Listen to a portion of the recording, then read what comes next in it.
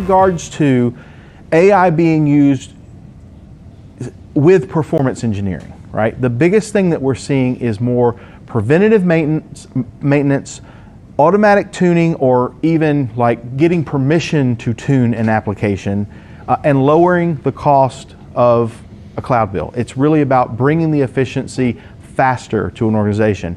And StormForge would be a great example of that, where they have a load testing tool that's more of an HTTP based, because StormForge has basically put a line in the sand that said, we are there to load test and tune Kubernetes deployed applications.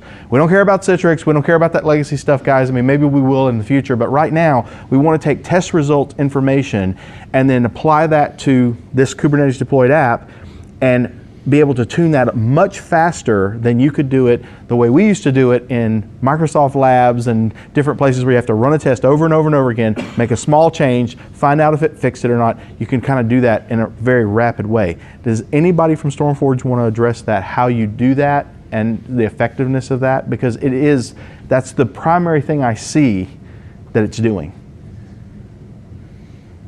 I mean, just think of collapsing the cycle on the analysis and implementation phase to almost nothing.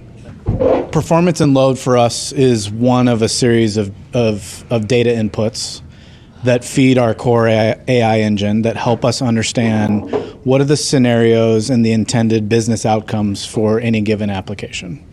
And the ability to rapidly iterate on that and provide results that align with both the business objectives across the metrics and sort of the trade-offs that I care about. No human, no matter their level of experience with said application, can keep up with the number of possible combinations that are returned back in how you can tune the application. And that, even across like a memory and a CPU as two parameters, for any given Kubernetes application, even in a static environment, you're going to have about 100 different possible combinations of how you could tune it. So at that point, my choices are take the defaults that ship with the services, manually tune, or over provision, right? To make sure that from a performance perspective, things don't go down. So that's right where we come in, and we use machine learning to be able to predict all the possible configuration options.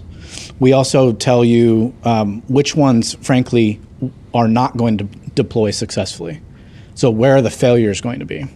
Which is, by the way, just as, or in some cases, more valuable to learn from what was not going to work as to what would work. And so we typically see savings, 30 to 50%.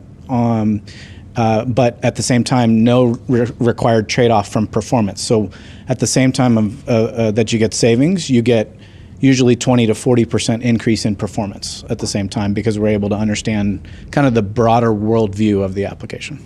Let me tell you why I love what StormForge is doing.